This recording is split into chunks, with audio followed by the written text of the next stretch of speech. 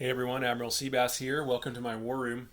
I just finished a playtest of Global War 85, and I'm pretty pumped. Had a lot of fun, um, and I wanted to do kind of a flyover on this version of the map. The map, next edition of the map, um, isn't going to change too much. There's some important changes in it, but it'll look fairly similar. Um, this map is functional, right? And Doug and I agreed early on, like, hey, function is the word here. We're playtesting. If it works, that's the most important thing. Graphics and everything else, that's going to all be later. And so just keep that in mind. But see here, we just finished the game, and in this game, there's five major factions and three alliances. So the major factions are Warsaw Pact, that's Eastern Europe. NATO, that's Western Europe and Southern Europe, U.S., Soviets, and China. So the alliances are Warsaw Pact and the Soviets are one alliance. The U.S. and NATO is another alliance, and China is its own alliance. So the U.S. and NATO won this game, um, and they won it. It wasn't super close. It was pretty close heading into the last turn, and the U.S. widened the gap just a little bit in the last turn. But the U.S. got and NATO got 20 victory points, and China got 16, and the Warsaw Pact and the Soviets got 14. Um, and then if you do what 36 version 3 did, which is subtract a victory point for every territory worth one IPP that the enemy controls, then the Soviet Union and NATO would have done a little worse. But I don't think it would have changed the overall result. U.S. and NATO would have still won a very thin victory in that case. But you can see here, this is after the last turn. Um, and even yesterday we were talking about random game end. Right now I have this designed as a 10-turn game, and the reason for that is I really want to design a game that you all can play in a single day. It'll be a long day, but that's the goal. And 10 turns seems about right for that. But 10, ending any game at a known and set turn can lead to some gaminess in the last turn. So yesterday, Doug was kind enough to connect me with some of the other designers, and we were spitballing some ideas for how to randomly end the game, and not maybe not just doing a random die roll, but maybe a random die roll that would be influenced by what's happening on the board in some way. If you have any ideas about that or any thoughts on random versus fixed game end, please share them in the comments. But you can see here that in the first version of the game, Warsaw Pact, which is these guys here, this is this is called the Cumcon symbol, and that is the Warsaw Pact roundel that we've produced here. The first version of the game, they were way too weak. In fact, NATO and U.S. came in and completely wiped out all of them by the end of the game. That's not realistic based on the research we've done in the 80s, where it really would have been the Warsaw Pact and the Soviets pushing, and NATO and the U.S. pushing back with, sort of settling on the original boundaries being a likely outcome or something within that sort of range of outcomes. So this game worked a lot better in that regard. Warsaw Pact had all of Germany for most of the game, and NATO was just able to come back in here and grab Frankfurt on the very last turn, and it was close. Warsaw Pact built a bunch of artillery there and had a bunch of chemical weapons they could use with the artillery, and that was important because NATO was going to be coming in with a bunch of infantry, and chemical weapons caused double casualties to infantry. So Warsaw Pact was loaded for bear there, and NATO barely got it. But still, Warsaw Pact can, at the end of the game, control Netherlands, Hamburg up here in northern Germany, Munich in southern Germany, and then almost all of Italy. And was able to flip Yugoslavia, which is a victory condition too. So Warsaw Pact got a victory point for every NATO or territory controlled. Austria is included in that, even though they weren't technically NATO. Got a couple of victory points for Yugoslavia, and did pretty well overall in this game.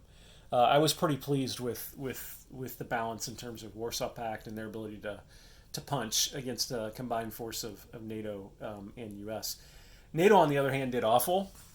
NATO basically only gets victory points for taking Eastern European territories. And that's something I'll probably tweak a little bit going forward. But you can see they controlled none. They were able to come down in here and take Greece, and they were set up to try to do some kind of airborne assault from here into southern either Romania or Bulgaria. But Warsaw Pact put too much stuff in here and railed some stuff in to defend it. So at the end of the day, they just took Greece back, which cost Warsaw Pact a point, but it didn't gain NATO one. And so, yeah, I tell you what, the Soviets did a really good job of interdicting sea lift here in this game. We're trying to balance the game so that the U.S. has got to get ground units over into Europe in order to help NATO and push back, and they were not able to do that in this game. Between Soviet supersonic bombers and subs attacking the sea lift line with anti-ship missiles, and with the Soviet nuking of a lot of the ports right up here on the English Channel, the U.S. probably didn't get more than, I want to say, 4 or 5 ground units into Europe in this game. So that's working as intended. I think the U.S. and NATO could have done some different things with naval strategy to help with that. We'll see how that plays out moving forward. So, see here, probably one of my favorite pieces, the stealth bomber here, next to a Vulcan bomber for NATO, which is just a plain old strategic bomber. And there's a stealth fighter right there. The way we're dealing with stealth in this game right now is they're very hard to hit. And so you can't just roll a hit. If a stealth comes in and it's the only aircraft and a AAA rolls to hit it, it's basically got to roll a 1 to take it out. And so same thing with the stealth bomber. So they are very, very tough to take out and hit. And they also are a little bit more pricey than other units too. So anyway, I think if the U.S. could have protected their sea lift better and got more units in here, then Warsaw Pact probably would have done even worse than they did. And the Soviets themselves, Warsaw Pact gets all the victory points for coming here into Western Europe and taking NATO territories, but the Soviets can get victory points for controlling Denmark, the 2 territories in Norway, and also Iceland here. Why Iceland? Well, we do like people from Iceland, but very strategic location for the North Atlantic. Whoever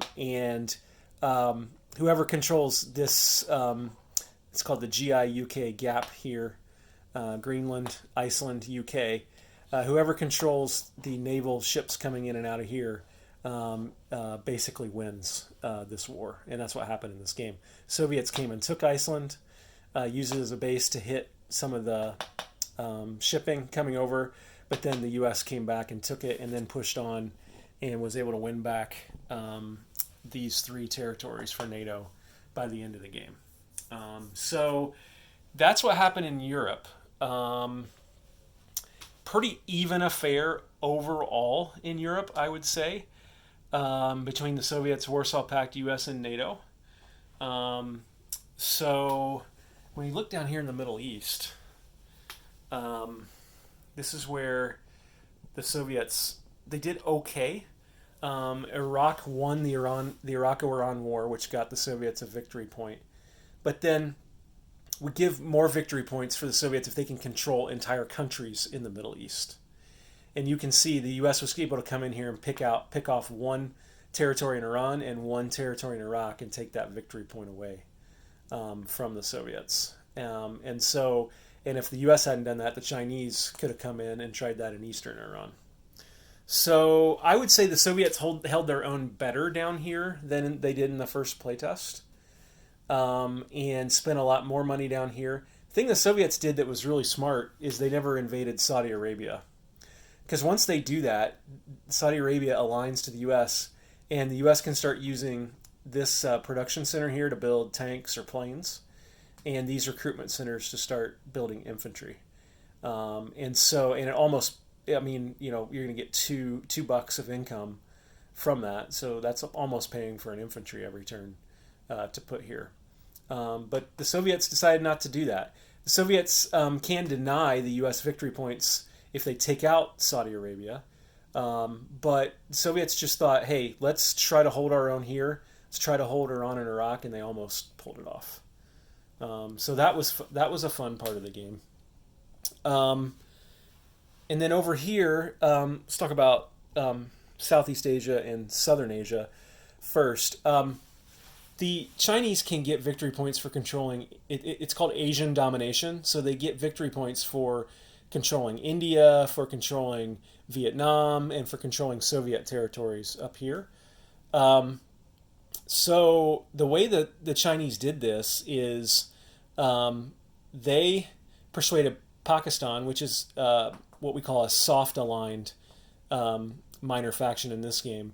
China spent a bunch of diplomatic influence points to flip Pakistan to pro-Chinese, and then China invaded India, and Pakistan in this game will align with any country that invades India, and so militarily. So they used all those Pakistani units to come in here and take out India, and they got 1, 2, 3, 4 victory points as a result. Now, we haven't yet scripted any increase in units for India. We haven't yet made India a playable minor faction, and we're going to try both of those things in the future so that the Indian forces will grow a little bit before China comes out here and tries to wipe them out. And then this was really fun and really changed the game late. We've got a concept in the game where North Korea is a bit of a loose cannon, and you roll, once the Soviet Union is at war with another major faction, you roll 1d12 every turn on the Soviets' turn, and if it's 3 or less, North Korea just invades the South. And the South will align with the U.S. They'll fight that out. So that happened here, and what happened was North Korea invaded the South. Soviets sent a bunch of planes down to support it, but the North Koreans got smacked hard. They got diced a little bit, to be honest. And then on the next turn, the U.S. went and took out North Korea. So that spurred China, which was fine to not go to war with the Soviets at that point in the game, to hit Vladivostok because they didn't want the U.S. coming in here and taking out Vladivostok, because that's worth a victory point for the Chinese. And China didn't want to go to war with the U.S. over Vladivostok. So a nice little three-way tension build up here. And then you can see also the U.S. moved a task force in here to protect Taiwan late in the game because China can get points for taking out Taiwan. And then up here, this was a huge fight over the last 3 turns of the game between the Chinese and the Soviets. The Chinese took 1, 2, 3, 4 Soviet territories. They took Mongolia. But the Soviets were able to come in and take a couple of Chinese territories here. But all in all, the Chinese got the best of this exchange. The most fun thing that happened late in the game is that China had a major airbase right here and 3 airborne infantry there that could launch an airborne assault, maybe all the way up here to Novosibirsk.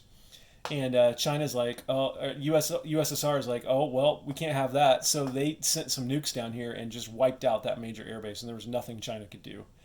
Those airborne infantry had to just make ground assault into this province here, and they actually got repulsed, believe it or not. So, so there's a sort of a flyover for you.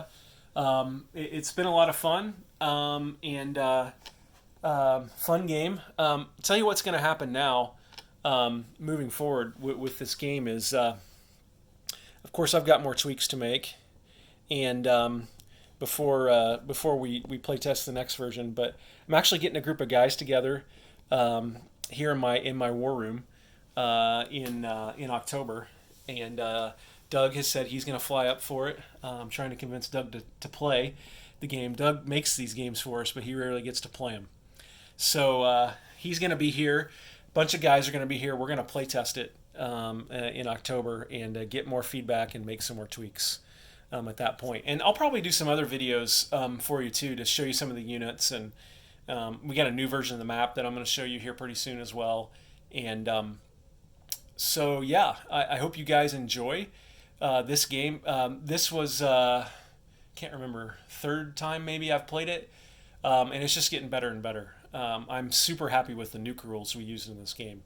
I think I've told you before that nukes are something I've spent most of my time or more time thinking about than any other concept in this game, because what we think we hear you saying is you want nukes in the game.